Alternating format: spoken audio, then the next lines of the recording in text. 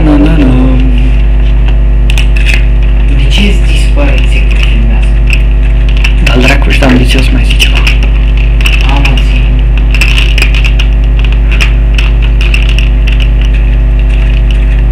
Ăsta e la care turbează parcă. Sau nu? Eu nu înțeleg la tine cum filmează.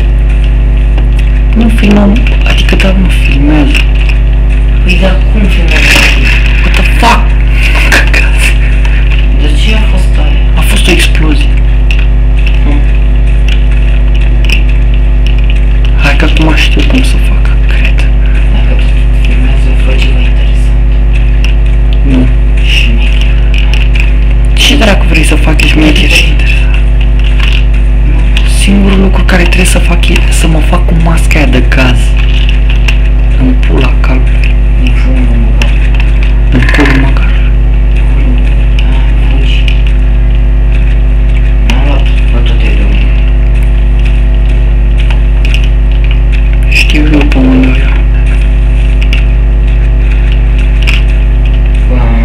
Ai văzut? Da, Pe lângă cap. e explozia aia, mă, pule. Și cum se vede așa că ar fi trecut? Aia a fost o explozie, ce dracu. Asta trebuie ție, nu? Da.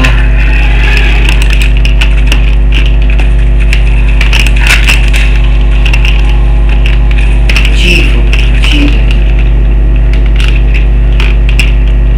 Trebuie să vin încoa.